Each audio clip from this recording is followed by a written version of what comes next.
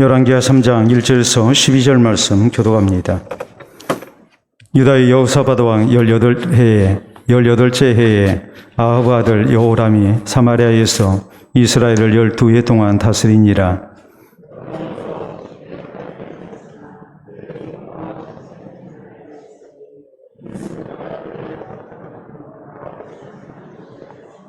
그러나 그가 느바스 아들 여로보암이 이스라엘에게 범하게 한 그 죄를 따라 행하고 떠나지 아니하였더라.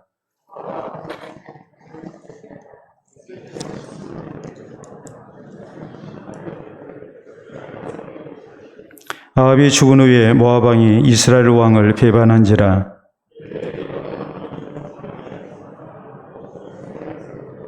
또 가서 유다의 왕 여호사밧에게 사신을 보내 이르되 모압 왕이 나를 배반하였으니 당신은 나와 함께 가서 모압을 치시겠느냐 하니 그가 이르되 내가 올라가리이다.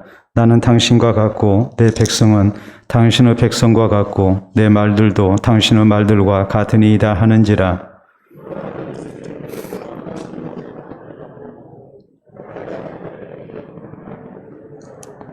이스라엘 왕과 유다 왕과 에돔 왕이 가더니 길을 둘러간 지 7일에 군사와 따라가는 가축을 먹일 물이 없는지라.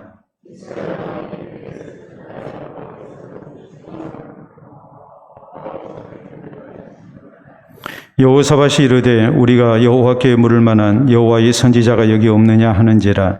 이스라엘 왕의 신하들 중 한 사람이 대답하여 이르기 전에 엘리야의 손에 물을 붓던 사밧 아들 엘리사가 여기 있나이다 하니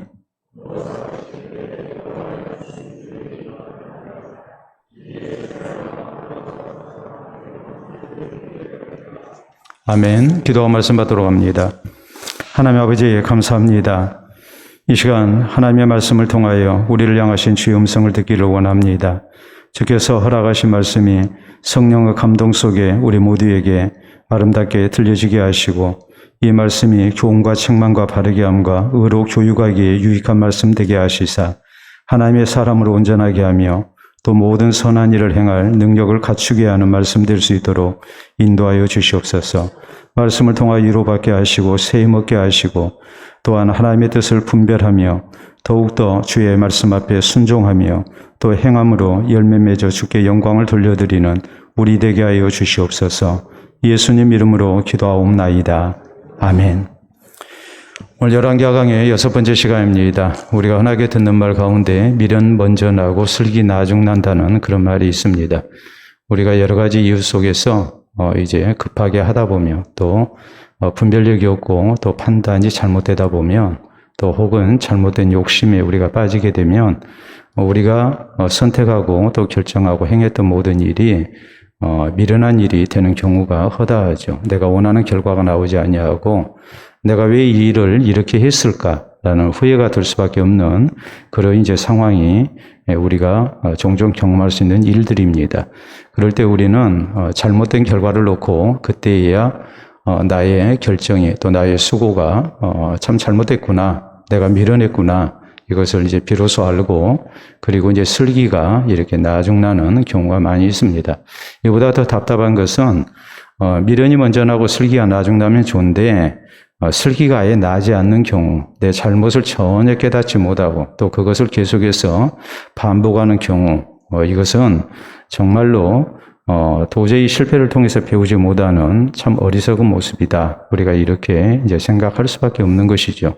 그러나 대체적으로 우리는 미련이 먼저 나고 슬기가 나중 나는 그런 경우를 우리가 많이 이렇게 경험을 합니다. 우리는 지난 시간에 엘리사가 선지자로서의 첫 번 이적을 나타낸 일에 대해서 말씀을 살폈습니다. 여리고성의 쓴물을 그는 하나님의 능력으로 고쳤고 이로 인해서 그는 엘리야의 후계자라는 영적 권위를 이렇게 입증을 했습니다. 그런데 베델에 여기가 금송아지 우상이 있는 곳이라고 그랬죠. 아마도 그곳에 우상을 숭배하는 그런 이제 소년들이 이렇게 집단적으로 이 엘리사를 대머리야 하면서 이렇게 놀려먹었죠. 이 엘리사의 영적 권위를 인정하지 않은 겁니다. 그럴 때 하나님의 징벌로 이제 저희가 다 죽임을 당했고 하나님께서 이 사람이 인정하지 않는 엘리사의 선지자로서의 영적 권위를 하나님께서 이렇게 친히 입증을 해 주셨습니다. 자, 이것을 보면 엘리사가 분명히 이렇게 여리고성의 쓴물을 하나님의 능력으로 고친 일을 통해서 그가 하나님이 세우신 선지자라는 그의 영적 권위를 인정하는 것이 슬기로운 일이죠. 그런데 그걸 인정을 하지 않았습니다. 그리고 그를 놀려먹었습니다. 미련이 먼저 난 거죠. 슬기가 나기를 낳으면 좋겠지만은 더 이상의 이 소년들에게는 그런 기회가 주어지지 아니했습니다. 오늘 성경 말씀은 하나님을 향한 신앙으로 살지 아니하다가 이제 죽게 된 아하시아 왕, 그리고 이 아하시아 왕에게 아들이 없었기 때문에 이 아하시아 왕의 동생이 되는, 그러니까 아합 왕의 다른 아들인 여호람이 이렇게 왕에 오른 일에 대한 그런 이제 내용을 우리에게 전합니다. 그가 어떤 통치를 했는가, 특히 모압과의 전쟁에 대한 그런 기록이 오늘 본문에 있는 내용입니다. 그런데 이런 내용도 우리가 살피게 되면 결국은 미련이 먼저 났고, 그리고 이제 나중에 슬기가 난 그런 경우에 해당될 수가 있습니다. 우리의 삶 속에서 우리가 신앙으로 사는 것이 미련하게 보일지라도 성도는 신앙으로 사는 것 이상 슬기로운 일이 없습니다. 신앙에서 떠나게 되면 사람이 아무리 대단한 수고를 한다 할지라도 또 지혜를 짜낸다 할지라도 그것은 결국 미련한 일이 되고 맙니다. 그렇기 때문에 오늘 성경 말씀을 통해서 우리에게 혹시라도 이렇게 미련 먼저 나고 슬기 나중 나는 일이 있지 않도록 정말 신앙으로 사는 슬기로운 모습이 우리의 사는 모습이 되도록 우리가 오늘 성경 말씀을 통해서 이제 그 교훈을 다시 한번 깨달아야 할 것입니다. 우리는 첫째로 여호람 왕의 통치에 대해서 우리가 살펴야 합니다. 1절에 보면은 유다의 여호사밧 왕 18째 해에 아합 아들 여호람이 사마리아에서 이스라엘을 12해 동안 다스리니라 라고 나옵니다. 자, 여호람은 아합의 아들이라고 나오죠. 아합이 죽고 난 다음에 그의 아들 아하시아가 이렇게 왕이 올랐습니다. 근데 그는 불과 2년밖에 통치를 하지 못했습니다. 높은 다락에서 떨어져서 중상을 입었고, 그는 블레셋의 에그론에 있는 우상에게 신하들을 보내서 내가 이 병에서 낫겠나 물어오라 하다가 하나님께서 엘리야 선지자를 통해서 이스라엘의 하나님이 없어서 너희가 에그론에 신 우상에게, 바알 우상에게 물으러 가느냐 해서 하나님의 진노로 저가 이제 죽고 말죠. 그러니까 그는 슬기롭게 행한 것 같았지만 결국 미련한 그런 이제 잘못된 모습을 보이다가 아하시아는 왕이 오른 지 불과 2년 만에 이렇게 죽고 말았습니다. 그런데 이 사람에게 아들이 없었습니다. 아들이 없었기 때문에 아합의 다른 아들, 그리고 이 아하시아의 동생이 되는 여호람이 이제 자기 형의 뒤를 이어서 이렇게 왕이 올랐다는 말입니다. 자, 아버지가 하나님을 바로 섬기지 아니하다가 저주를 받아서 죽었습니다. 그런가 하면 그의 형도 이렇게 하나님을 바로 섬기지 못해서 역시 하나님의 징벌로 죽었습니다. 우상 숭배의 그런 무서운 그런 대가를 분명히 받습니다.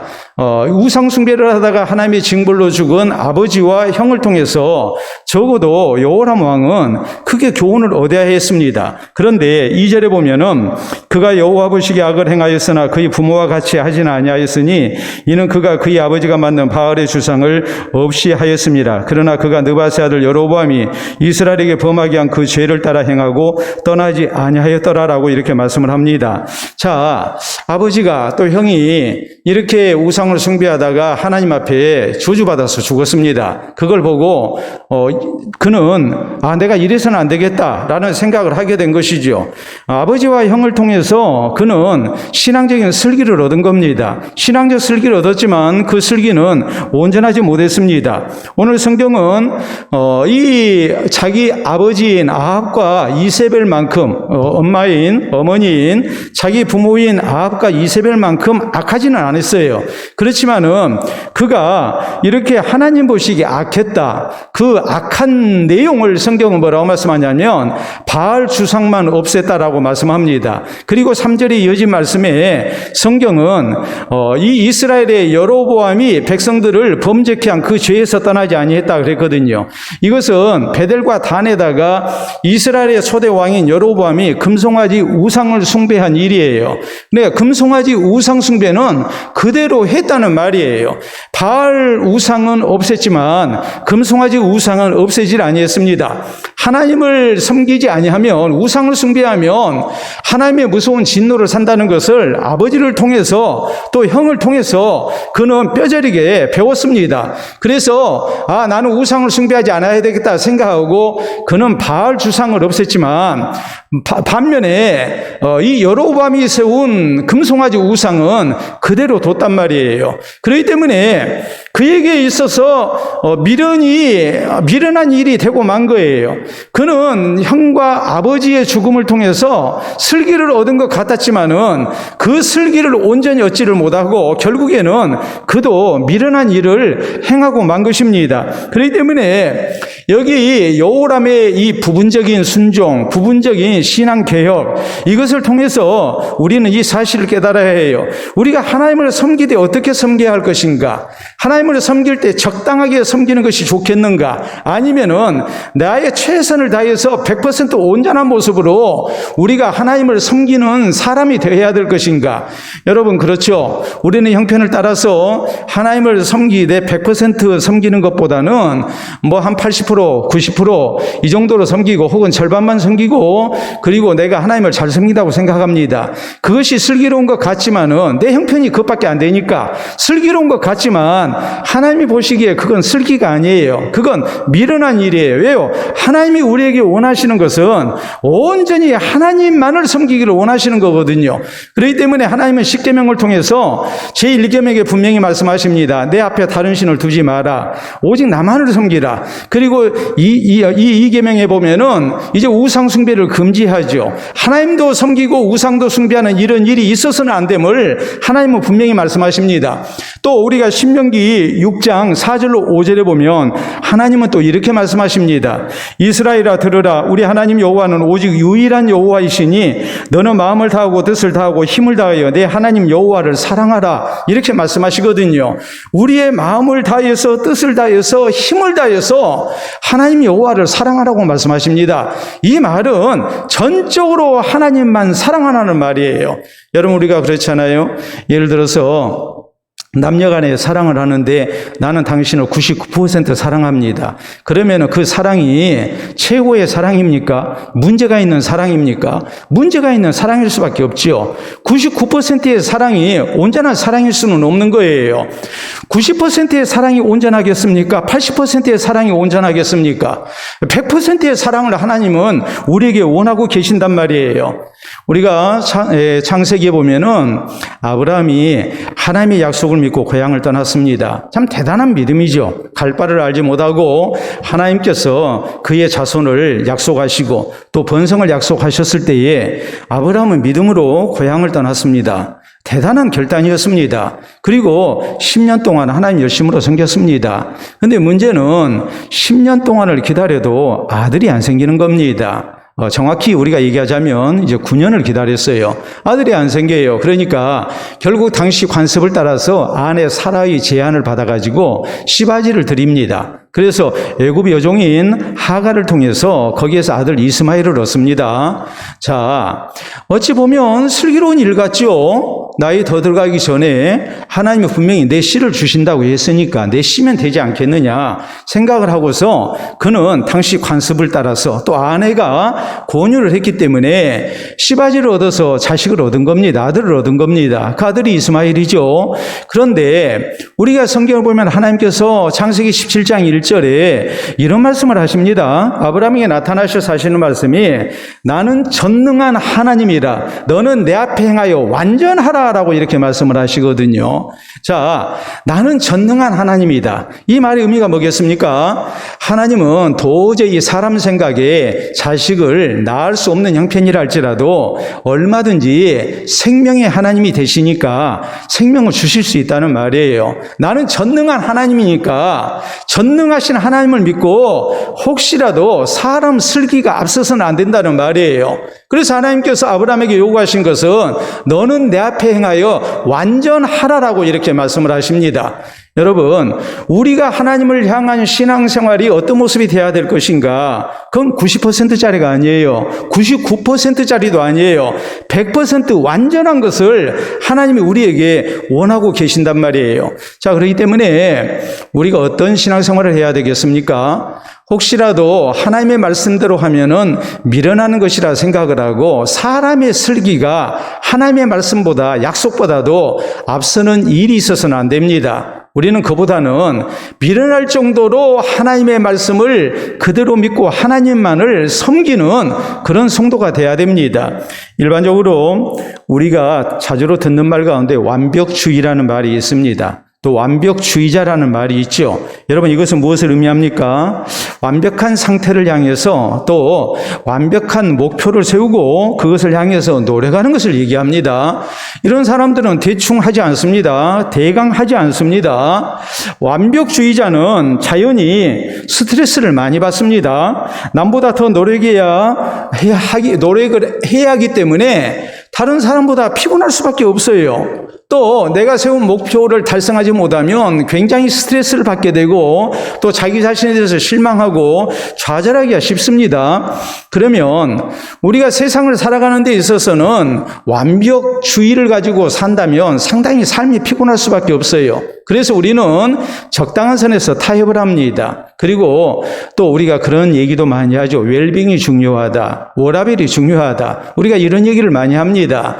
여러분, 맞습니다. 그러나 신앙생활에 있어서만큼은 우리가 대충이라는 것은 있어서는 안 됩니다. 우리 하나님께서 우리에게 원하시는 것은 완벽한 것을 원하신단 말이에요.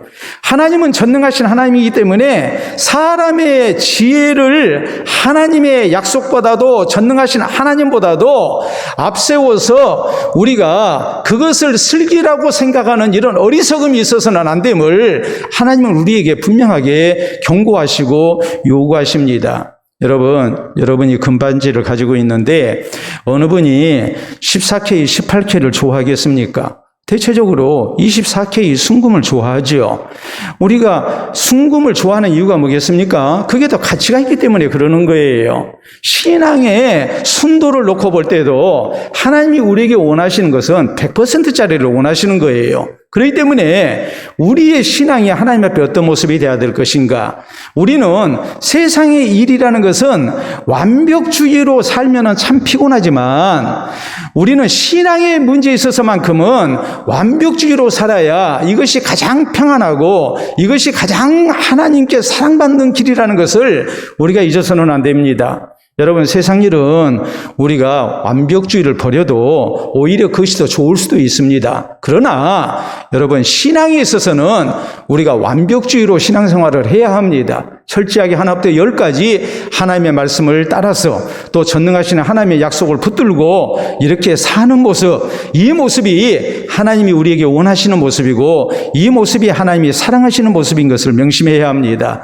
요호람이 자기 아버지와 어머니를 통해서 또 자기 형을 통해서 하나님을 떠나서 우상을 숭배하는 것이 얼마나 무서운 결과를 가져오는가를 정말로 그는 뼈저리게 느꼈습니다. 느꼈기 때문에 그는 뭐합니까?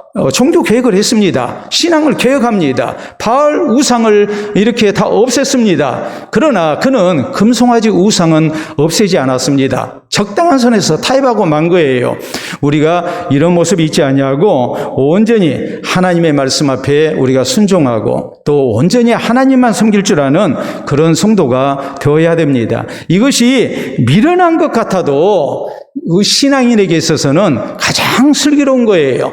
그러나 적당하게 하나님을 섬기는 것, 적당한 신앙생활은 굉장히 슬기로운 것 같지만 결국은 미련한 것이 되고 맙니다. 혹시라도 이 미련과 슬기가 뒤바뀌지 않도록, 또 혹시라도 미련이 먼저 나고 슬기가 나중 나는 이런 어리석음이 우리에게 있지 않도록 우리가 온전히 하나님만을 섬기고 또 우리가 온전히 100%짜리 그런 순도 높은 신앙생활을 할 것을 우리가 다시 한번 다짐할 수 있기를 바랍니다. 다음으로 우리가 생각해야 할 내용은 모압의 배반과 또 저를 징벌하기 위해서 이제 이 여호람과 그리고 남유다의 여호사밧 왕 그리고 에돔 왕이 이제 출정한 내용이에요. 자, 4절 이하에 있는 말씀 봅니다. 모압 왕 메사는 양을 치는 자라 새끼 양 10만 마리의 털과 순양 10만 마리의 털을 이스라엘 왕에게 바치더니 아합이 죽은 후에 모압 왕이 이스라엘 왕을 배반했다라고 말씀이 나옵니다. 자, 아합 왕 때는 굉장히 국력이 이렇게 강했던 때죠. 그렇지만은 우리가 알다시피 아람의 길르앗 라못을 이렇게 되찾기 위해서 아합 왕은 남유다 여호사밧 왕과 연합군을 구성해서 이렇게 정복을 하려다가 이 전쟁에서 이제 패하고 맙니다. 그리고 그는 죽고 말았습니다.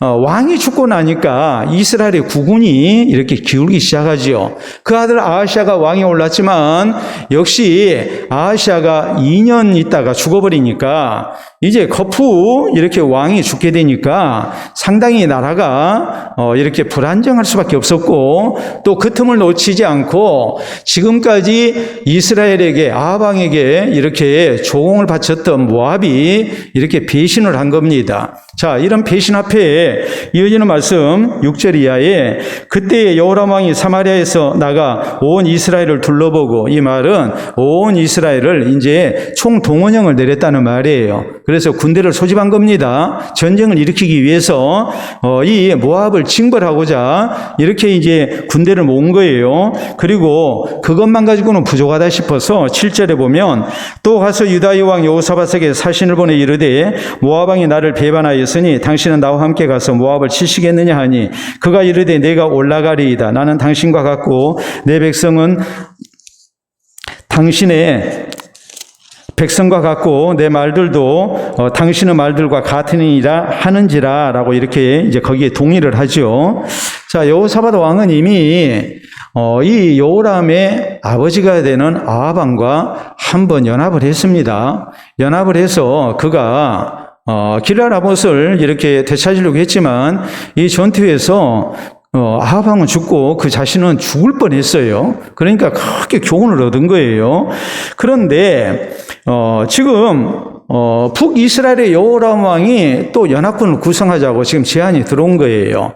사실 아합 왕의 아들인 이 아하시아 왕과 여호사밧은 경제 동맹을 맺었습니다. 그래서 무역선을 만들어서 이렇게 띄우려다가 크게 실패를 했죠. 파선당하고 말았죠. 하나님의 징벌로. 그래서 이 일로 인해서 큰 교훈을 얻었거든요. 그래서 두 번째는 다시 우리가 무역선을 만들어서 이렇게 지난번 손해를 좀 보전합시다. 이렇게 아하시아 왕이 제안을 했을 때 여호사밧 왕은 난 안 하겠다고 그랬어요. 그래서 첫 번째 실패를 통해서 그는 교훈을 얻었어요. 안 하겠다고 그랬어요. 근데 자, 이번에 아합 왕과 연합군을 구성해서 길르앗 라못을 치려고 하다가 이 전쟁에서 실패했고 아합 왕은 전사했고 그 자신은 죽을 뻔한 그런 큰 어려움을 겪었습니다. 그래서 겨우 목숨을 건졌는데 지금 여호람 왕이 다시 우리가 연합군을 구성해서 이렇게 모압이 우리를 배신했으니 모압을 징벌합시다 라고 이렇게 지금 요청이 들어왔단 말이에요. 근데 여기에 덜커덕 승낙을 하고 말아요. 이게 왜 승낙을 했을까? 자, 길르앗 라못을 이렇게 다시 되찾자는 아합 왕의 제안에 대해서 여호사밧이 승낙을 했던 이유는 길르앗 라못은 원래 이스라엘 영토거든요. 하나님께서 이렇게 주신 기업이거든요. 그러니까 이 민족적 차원에서 이 길르앗 나봇은 우리가 찾아야 한다. 명분이 있었어요. 근데 이번에도 모압의 배신에 대해서 함께 이렇게 연합군을 구성해서 그 징벌에 나가겠다고 동의한 것은 다른 것이 아니라 모압은 다윗 시대부터 이 이스라엘을 이렇게 섬기는 나라였습니다. 그런데 지금 아합이 죽고 나니까 이제 더 이상 조공을 바치지 않겠다고 그러는 거예요. 그러니까 뭔가 민족적 차원에서 이걸 다스려야 한다는 그런 공감대가 형성이 된 거예요. 그래서 여호사밧은 여호람의 제안을 받아들였어요. 그래서 이제 전쟁터로 또 이렇게 나가게 되는 거예요. 자, 그래서 8절에 여호람이 이르되 우리가 어느 길로 올라가리까 하니 그가 대답하되 에돔 광야길로니이다 하니라. 여호람이 여호사밧 왕에게 이제 묻습니다. 우리가 전략을 어떻게 쌓으면 좋겠습니까? 전술을 어떻게 세울까요? 어디로 갈까요? 그랬더니 에돔 쪽 땅으로 해서 우회해서 갑시다 그러거든요. 우리가 지도를 놓고 보면 남쪽에 유다가 있고 그 위에 북이스라엘이 있고 그 다음에 또 동쪽으로 이렇게 모압이 있고 에돔이 있고 그렇습니다. 그러니까 이제 생각을 한 거지요. 에돔 쪽으로 돌아서 모압을 치게 되면 모압이 예상치 못한 상황에서 이렇게 기습 공격을 받게 되니까 이것이 큰 승리를 가져올 것이다. 이렇게 생각을 하고서 여호사밧 왕은 여호람의 이런 질문에 대해서 우리가 에돔 쪽으로 우회해서 공격을 하도록 합시다라고 했어요. 자, 나름대로 좋은 전략이죠. 모압을 기습 공격해서 이제 큰 승리를 얻을 수 있잖아요. 또 중요한 것은 뭐냐면 이 에돔 쪽 땅에는 사시사철 물이 흘러요. 물을 얻을 수가 있어요. 그러니까 군대를 이렇게 움직이는데 또 뭐 사람만 가는 게 아니고 이제 말도 움직이고 뭐 또 낙타에다가 또 여러 보급품도 싣고 가고 뭐 그래야 되겠죠. 그러니까 이 짐승을 먹이는데도 아무래도 유리하다고 생각을 한 거예요. 그래서 사람 생각에는 최고의 슬기를 발휘한 거예요. 이 모압을 치는 데 있어서 에돔 쪽으로 우리가 세 나라가 연합해가지고 쳐들어가면은 분명히 큰 승리를 얻는다고 판단을 한 거예요. 근데 문제는 그쪽으로 갔더니 우리가 이어지는 내용을 보면은 물이 있었어요, 없었어요? 물이 없는 거예요. 그래서 싸워보기도 전에 다 죽게 생겼어요. 자, 그래서 거기 9절에 있는 말씀이 그렇게 말씀을 하죠. 이스라엘 왕과 유다 왕과 에돔 왕이 가더니 길을 둘러간 지 7일에 군사와 따라가는 가축을 먹일 물이 없는지라. 이스라엘 왕이 이르되 슬프다. 여호와께서 이 세 왕을 불러 모아 모압의 손에 넘기려 하시는도다 하니라고 이렇게 나오죠. 자, 이게 굉장히 슬기로운 일인 것 같았는데 결과적으로는 스스로 함정 속으로 들어가고 만 거예요. 싸워보기도 전에 죽는 길을 선택을 한 거예요. 왜 이런 잘못이 됐을까? 우리는 최고의 슬기를 짜냈다고 생각을 했는데 세상이 제일 미련한 선택을 하게 된 겁니다. 그 이유가 뭐였겠습니까? 하나님이 없었어요. 이 큰 전쟁에 하나님이 안 계신 거예요. 하나님이 우리에게 주신 기업이다. 우리가 이걸 되찾아야 한다. 저에게 조공을 받아야 한다. 이렇게 생각을 하고 어떤 의미로 보자면 신앙적 명분을 위해서 민족적 영광을 위해서 저희가 가장 사람이 생각할 수 있는 최고의 지혜, 슬기를 가지고서 이 전쟁을 시작을 한 겁니다. 그런데 정작 하나님을 향한 신앙이 없었던 거예요. 하나님의 은혜를 구하지 않은 거예요. 우리 세 왕이 군대를 동원해서 최고의 전략을 세워서 우리가 에돔 쪽으로 우회해서 기습 공격을 하면 우리는 크게 성공한다. 이것만 생각을 했지 이 전쟁의 승리는 하나님이 주신다는 생각은 전혀 안 한 거예요. 하나님이 없는 사람의 지혜를 앞세운 거예요. 그러니까 결과는 뭐였습니까? 미련한 일이 되고 만 것이죠. 여러분, 우리가 또 이 사실을 명심해야 해요. 하나님 없는 지혜는 미련한 일이 되고 맙니다. 그러나 하나님의 말씀대로 하나님 의지하고 우리가 하게 되면 세상적으로 볼 때는 그것이 참 미련하고 시간 낭비같이 보여져요. 이게 헛된 일을 하는 것 같아요. 그러나 하나님의 백성에게 있어서 하나님을 먼저 찾고 하나님의 은혜를 구하는 것 이상 하나님이 보실 때 사랑하실 만한 모습은 없는 거예요.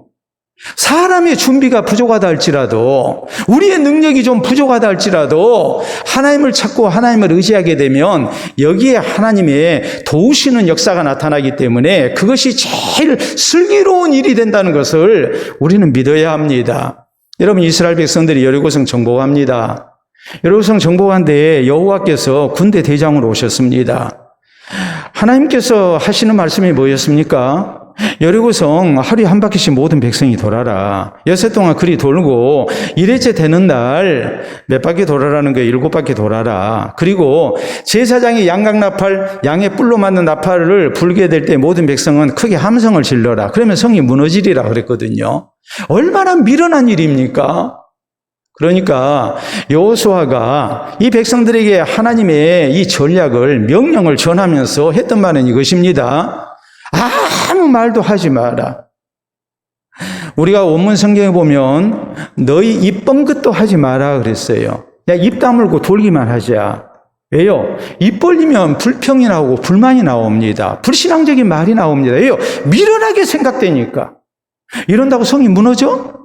우리가 돌았냐? 한 바퀴 돌고 그랬겠죠? 야, 우리가 오늘 돌았냐? 내일 또 우리가 돌아야 하냐? 자기들이 정말 바보처럼 여겨졌겠죠? 근데 아무 말 하지 말라고 그랬거든요. 미련하지만 하나님 의지하고 우리가 하나님 말씀에 순종하자는 거예요. 그런데 그게 최고의 슬기였어요. 반면에 아이성 정복할 때 이 백성들은 뭐합니까? 아간의 범죄가 있었지만 하나님 찾지 않았습니다. 하나님 없이 있습니다. 정탐꾼 보내고 2,000~3,000명 있으면 충분하다는 말 듣고 3,000명 보냈습니다. 2,000명 보낸 게 아니에요. 3,000명 보냈어요. 슬기롭죠? 그냥 보낸 게 아니라 정탐꾼 보내서 다 정탐하고 그리고 난 다음에 3,000명을 보냈습니다. 그런데 첫 번 전투에서 패배하고 36명이 죽었습니다. 그때야 슬기가 나중나는 거예요. 미련 먼저 나고 슬기가 나중났어요. 하나님 찾아요. 하나님 도대체 왜 우리가 적 앞에서 엎드러졌습니까? 그럴 때 하나님께서 아간의 범죄를 가르쳐 주십니다. 또 어떻게 해야 승리를 얻는지 하나님께서 함께 하실 것을 약속하시고 명령하십니다. 그 말씀에 순종합니다. 그럴 때 승리했습니다. 우리는 분명히 그 사실을 기억을 해야 합니다. 하나님 없이 우리만 하는 것이 지혜로울 것 같아도 절대 그게 아닙니다. 우리 예수님께서는 포도나무와 가지 비유를 통해서 하나님 안에 있는 것, 우리 주님 안에 있는 것, 주님과 함께하는 것이 가장 중요하다는 것을 강조하셨어요. 주님과 함께하는 것이 미련스럽게 보여도 우리는 주님과 함께하는 것이 가장 나은 슬기인 것을 우리는 믿어야 합니다. 우리나라의 라면 종류가 2020년 현재 몇 종류냐면 514종류로 나와요. 라면이 엄청나게 많죠. 모두가 다 입맛이 다르잖아요. 여러분이 좋아하시는 라면 있을 거 아닙니까? 저는 어떤 라면을 좋아할까요? 라면 별로 먹지도 않습니다만은 저는 라면을 먹으면 제가 즐겨 먹는 라면이 있어요. 어떤 라면 먹을까요? 저는 내 라면을 먹습니다. 신라면. 내 이름과 같은 라면, 저는 그 라면을 먹습니다. 그런데요, 우리 성도에게 가장 맛있고 또 힘이 나게 하는 라면이 어떤 라면일까? 이거 언어의 유희라고 우리가 생각할 수 있지만 바로 이 라면이랍니다. 한번 봐보세요. 함께 라면. 우리가 함께 라면이 성도에게 가장 좋은 라면이다. 함께 하는 것이. 근데 이보다 더 좋은 라면, 말 그대로 아주 스페셜 라면이 있어요. 그 라면은 바로 이거예요. 주와 함께 라면. 주님과 함께하는 라면이 성도에게는 제일 좋은 라면. 이보다 더 좋은 라면이 있을 수가 없어요. 모든 일에 주님과 함께하는 것, 세상적으로 볼 때는 미련하게 보입니다. 공부하는 학생으로 우리가 얘기하자면 그렇죠. 기도할 시간이 어디 있어 열심히 공부해야지. 미련한 일이죠. 그러나 경험한 사람은 압니다. 하나님 앞에 기도하고 공부하는 것이 좋다는 것을 압니다. 한날을 시작하는 것도 마찬가지입니다. 하나님 의지하지 않고 기도하지 않고 나 혼자서 죽어라고 열심히 사는 것과 내 약함을 하나님 앞에 고백하고 하나님만이 내 생사복의 주인 되심을 고백하고 하나님께서 함께 해주시기를 원하며 우리가 하나님과 함께 살아가는 사람, 미련하게 보이지만 그 사람이 가장 지혜로운 사람이에요. 그 사람을 하나님은 사랑하세요. 여러분, 혹시라도 우리가 사람의 지혜를, 슬기를 앞세워서는 안 돼요. 그리스도인은 미련할 정도로 살아계신 하나님을 의지하고 하나님과 함께하기를 원해야 해요. 그게 가장 슬기로운 길이에요. 잠언 3장 5절로 6절은 성경은 우리에게 이렇게 말씀합니다. 너는 마음을 다하여 여호와를 신뢰하고 내 명철을 의지하지 말라. 너는 범사의 그를 인정하라. 그리하면 내 길을 지도하시리라. 여러분, 사람의 명철을 앞세우는 것, 지혜를 앞세우는 것, 그건 진짜 지혜가 아니라고 말씀을 하세요. 이런 경우는 말 그대로 나는 슬기롭다고 생각했는데 미련한 결과를 가져옵니다. 반대로 하나님 의지하고 사는 것은, 내 명철을 의지하기보다는 하나님 의지하고 사는 것, 범사에 하나님 인정하고 사는 것은 미련스럽게 보이지만 그게 가장 슬기로운 거예요. 하나님이 그와 같이 하시기 때문에 그래요. 하나님께서 그 길을 지도하시기 때문에 그래요. 우리가 이 사실을 믿고 우리가 행여라도 불신앙으로 살아서 미련 먼저 나고 슬기 나중 나는 일이 있어서는 안 됩니다. 오히려 신앙으로 살아서 우리가 항상 슬기롭게 살아가는, 그리고 하나님께서 가장 선한 결과를 주시는 이런 은총 속에 사는 우리가 될 수 있기를 바랍니다. 자, 다음 세 번째 우리가 또 살펴야 할 말씀은 여호사밧이 이제 슬기가 나중 났어요. 그래서 하나님을 찾은 거예요. 자, 여기 9절 이하 말씀 봅니다. 이스라엘 왕과 유다 왕과 에돔 왕이 가더니 길을 둘러간 지 7일에 군사와 따라가는 가축을 먹일 물이 없는지라. 이스라엘 왕이 이르되 슬프다. 여호와께서 이 세 왕을 불러 모아 모아브 손에 넘기려 하시는도다 하니 11절 여호사밧이 이르되 우리가 여호와께 물을 만한 여호와의 선지자가 여기 없느냐 하는지라. 이스라엘 왕의 신하들 중 한 사람이 대답하여 이르되 전에 엘리야의 손에 물을 붓던 사바스 아들 엘리사가 여기 있나이다 하니 여호사밧이 이르되 여호와의 말씀이 그에게 있도다 하는지라. 이에 이스라엘 왕과 여호사밧과 에돔 왕이 그에게로 내려가니라. 자, 이 실패를 통해서 우리가 하나님 없이 했구나, 우리가 미련했구나, 그걸 알았어요. 여호람 왕은 우상을 숭배하는 왕이기 때문에 이 상황에서도 하나님을 찾지를 않죠. 그리고 그냥 탄식만 하는 겁니다. 뭐라고 그랬습니까? 여호와께서 우리를 지금 죽이시려고 한다. 하나님 원망하고 있는 거예요. 그런데 여호사밧은 하나님께 우리가 돌아가서 하나님을 찾고 하나님을 의지하면 하나님께서 우리를 살려주실 것을 믿은 겁니다. 그리고서 우리가 하나님의 뜻을 물을 만한 선지자가 이 가운데 없느냐 하고서 물었더니 이제 신하 한 사람이 대답을 하는 거예요. 전에 엘리야의 손에, 사반의 아들 엘리야의 손에 물을 붓던 엘리사가 있습니다 그랬거든요. 자, 이 대목을 이렇게 해석을 해요. 그 뭐냐면 하나님께서 여호사밧을 위시한 이 군대를 불쌍히 여기셔서, 하나님 없이 나가는 저희를 불쌍히 여기셔서 엘리사 선지자에게 명령해서 군대를 따라가도록 했다라고 이렇게 생각을 해요. 또 엘리사가 스스로 생각하기를 이런 국가적인 큰 전쟁을 치르면서 하나님께 묻지 아니하는 저 왕들의 불신앙적인 것을 너무나 답답하게 생각해서 아무런 요청이 없었지만은 저희와 같이 가고 있었다라고 이렇게 해석을 합니다. 중요한 것은 엘리사가 거기 있었다는 사실이고 엘리사를 찾았다는 사실이에요. 하나님을 찾은 거죠. 그래서 결국 우리가 이어지는 13절 이하에 있는 말씀을 보면 이 군대가 살 길이 열리는 겁니다. 그래서 승리를 얻었습니다. 여러분, 우리가 여기서 기억을 해야 합니다. 어떤 경우 우리가 미련이 먼저 났다 할지라도 나중에라도 슬기가 나야 합니다. 내 잘못 속에서 큰 실패를 우리가 맛봤다 할지라도 거기서 좌절해서는 안 되고 하나님 원망해서도 안 되고, 우리는 이 실패를 통해서 내 미련을 깨달아야 해요. 그리고 하나님을 찾으면 하나님께서 우리에게 다시 기회를 주심도 믿어야 해요. 이것이 신앙적인 자세예요. 잠언 19장 3절은 이렇게 말씀합니다. 사람이 미련함으로 자기 길을 굽게 하고 여호와를 원망하느니라 그랬어요. 내가 미련해서 잘못했어요. 그래놓고 내 미련을 탓한 것이 아니라 마음속으로 하나님을 원망하는 거예요. 나중에라도 슬기가 안 나요. 이런 사람은 답답하죠.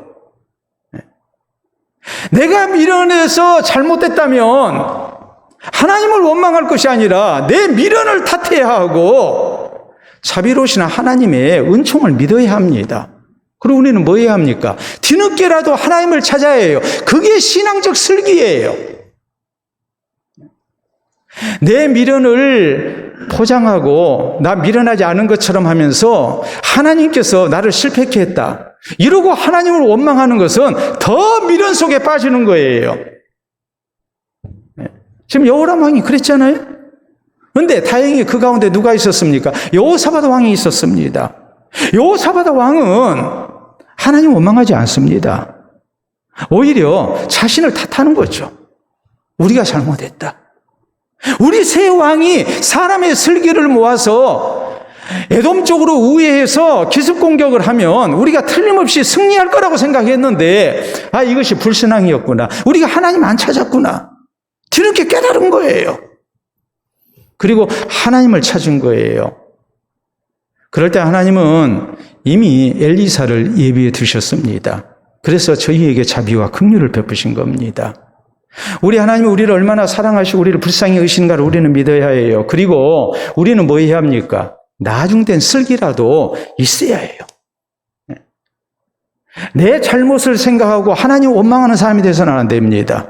그보다는 나를 탓하고 내가 불신앙으로 행했던 것을 회개하며 우리는 하나님을 찾는 성도가 돼야 돼요. 이게 우리가 나중에라도 가져야 할 슬기로운 모습이에요. 하나님의 긍휼을 믿어야 한다는 말입니다. 여러분, 한번 이 사람 기억 안 날 거예요. 저 사람 저런 사람이 있는데 스리랑카 사람인데 디무도 씨라는 사람입니다. 외국인 노동자예요. 근데 이 사건은 기억을 할 거예요. 2018년 10월 7일 경기 고양시 덕양구 터널 공사 현장에서 땅에 떨어진 풍등에 불을 붙여서 날렸어요. 근데 사실 스리랑카에서는 풍등을 이렇게 사용하지 않습니다. 이 사람이 우리나라 드라마에서 본 거예요. 그래서 풍등이 떨어져 있으니까 거기다 불 붙여가지고 하늘로 날려보냈네요. 그랬더니 인근에 있는 대한송유관공사 경인지사 조유소에 기름을 이렇게 저장해 둔 조유소가 있잖아요. 거기에 그냥 떨어져가지고 불이 나버렸어요. 큰 화재가 났죠. 조유 탱크 4개가 폭발하고 불이 붙어가지고 약 110억 원의 재산 피해가 났습니다. 그래서 이제 재판을 하게 됐는데 회사가 나서서 변호사들 수소문해서 무료 공익 변론을 받게 했는데 그때 무료로 이 사람 외노자가 모르고 한 일인데 무슨 돈이 있느냐 해서 무료로 변호하는 변호사가 6명이나 나왔어요. 그래서 재판 결과 벌금 1,000만 원만 내게 했어요. 더구나 회사에서는 이 사람 회고하지 않았어요. 그리고 그대로 근무해서 벌금을 나눠서 이렇게 내게 했어요. 이 사람이 이런 얘기를 했습니다. 회사는 날 버리지 않았습니다. 대한민국은 참 나에게 너무나도 고마운 나라입니다. 여러분, 110억 원의 재산 피해를 냈는데 너그러운 마음으로 이 사람을 도와주려 하고 용서하고 다시 한번 기회를 주고, 우리 대한민국이 그런 나라입니다. 예? 여러분, 우리 예수님은 요한복음 13장 1절에 이렇게 성경은 말씀합니다. 예수께서 세상에 있는 자기 사람들을 사랑하시되 끝까지 사랑하시니라. 끝까지 사랑하시니라. 우리가 불신앙 가운데 미련하게 행해도 나중에라도 슬기가 나서 하나님 찾으면 하나님 우리를 끝까지 사랑하세요. 우리를 용서하시고 우리에게 자비와 긍휼을 베푸시고 우리에게 다시 기회를 주시는 분이에요. 우리는 나중에라도 슬기가 나야 해요. 불신앙으로 행했던 내가 잘못된 결과를 두고 하나님 원망하는 사람 되지 말고, 내가 불신앙으로 살다 일이 됐다 인정하고 회개하고, 그리고 슬기를 얻어야 합니다. 하나님을 찾는 겁니다. 나를 용서하시고 나를 긍휼히 여기시고 나를 돕기를 원하시는, 나에게 다시 기회를 주시는 하나님을 우리가 찾는 성도가 돼야 됩니다. 이것이 우리의 슬기가 돼야 돼요. 이런 슬기를 얻지를 못하고 계속 미련한 일만 반복하는 사람이 돼서는 안 된다는 말이에요. 우리의 잘못을 통해서 우리가 신앙적 슬기를 얻고 하나님의 자비와 용서와 긍휼을 믿는 가운데 다시 하나님을 찾아서 우리가 하나님 의지하는 가운데 주께서 이전의 손해를 다시 다 만회케 하시고 또 더 나은 결과, 합력해서 선한 결과를 주시는 이런 은혜를 우리가 허락받을 수 있기를 바랍니다. 중국 송나라의 재상이었던 구례공이라는 사람이 있습니다. 이 사람이 육해명이라는 것을 남겼어요. 육해명이라는 것은 6가지 후회를 적은 글이라는 말이에요. 6가지 후회가 뭘까? 첫 번째, 벼슬하면서 사욕을 채우다가 그 벼슬을 잃었을 때의 후회. 두 번째, 부자가 전략하고 살지 아니하다가 모든 재산을 낭비하고 가난해졌을 때 하는 후회. 세 번째, 젊을 때의 기회를 배우지 않고 배움의 시기가 지난 후에 뒤늦게 후회하는 것. 기회라는 것은 갈고 닦은 기술이나 재주를 얘기하죠. 우리가 쉽게 얘기하자면 너 지금 공부 안 하면 나중에 후회해 하는 말이에요. 네 번째는 어떤 일을 보고서 배워야 하는데 그걸 배우지 않고 있다가 나중에 그것이 필요할 때 하는 후회라고 그랬어요. 뭐 좀 배우라 그러면 그거 나하고는 상관없어. 우리가 그럴 때 있잖아요. 근데 옛날 어르신들이 뭐라고 그럽니까? 배워놓으면 다 써먹을 때가 있어. 그러시잖아요? 근데 나는 그럴 일 없다고 그래요. 그리고서 배우는 것을 거절해요. 근데 나중에 살다 보면은, 내가 그때 그걸 배워놨으면 지금 참 좋았을 텐데. 그럴 때가 우리에게 있잖아요. 그 후회가 있다. 다섯 번째는 어떤 후회가 있느냐? 취한 후에 함부로 말을 하고 깨고 난 다음에, 술 깨고 난 다음에 하는 후회가 있다.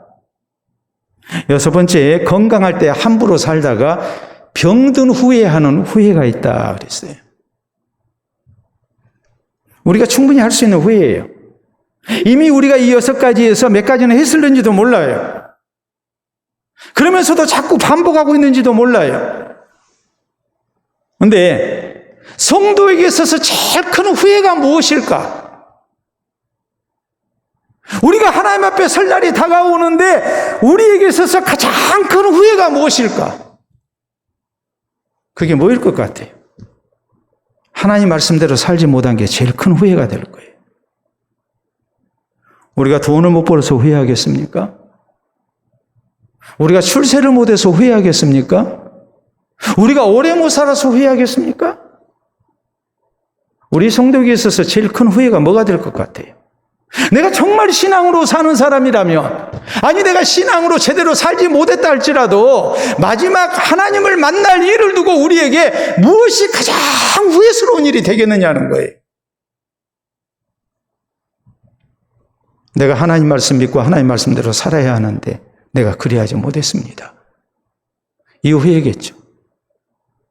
이런 후회 없도록 하기 위해서 하나님은 어떤 경우 우리는 슬기롭게 했다고 했는데 그게 실패로 돌아가고 미련하다는 것을 깨닫게 하실 때가 있는 겁니다. 우리는 뭐 해야 해요? 미련이 먼저 났다 할지라도 나중에라도 슬기가 나야 해요. 내가 불신앙으로 살았더니 잘 되는 거 없더라. 그것을 통해서 우리는 슬기를 얻는 성도가 돼야 돼요. 가장 좋은 슬기는 뭐겠습니까? 미련이 먼저 나고 슬기가 나중 나는 그런 슬기가 아니고 미련보다는 슬기가 앞서는 슬기가 진짜 슬기겠죠. 그 슬기가 뭐겠어요? 오직 하나님만 섬기는 거예요. 내 최선을 다해서 100% 하나님을 잘 섬기려고 하는 거, 이것이 우리에게 있어야 해요.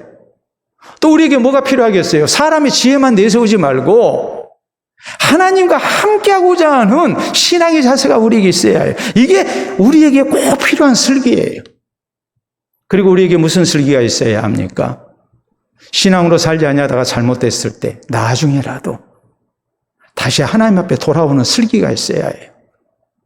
이 슬기 가운데 우리가 삶으로 이제 우리의 삶 속에 후회가 줄어들고 또 하나님 앞에 부끄럽지만 주께서 나의 최선을 인정해 주시는 그 모습으로 우리가 설 수 있겠다라는 그런 위로 속에 우리가 마지막을 맞이하는 우리 모두가 될 수 있기를 바랍니다. 기도합니다.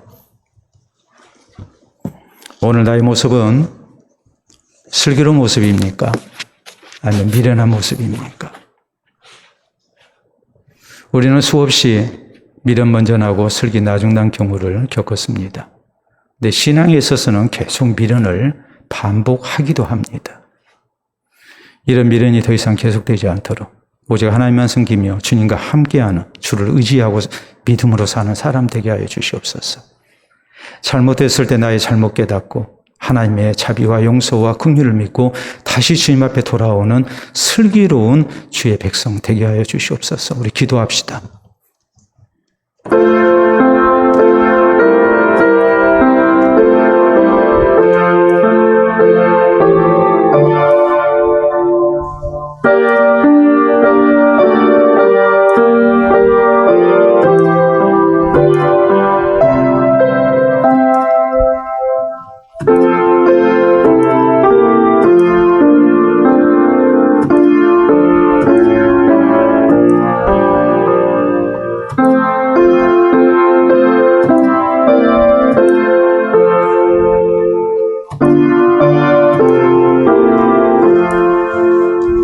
자비로우신 우리 아버지 은혜를 진심으로 감사합니다.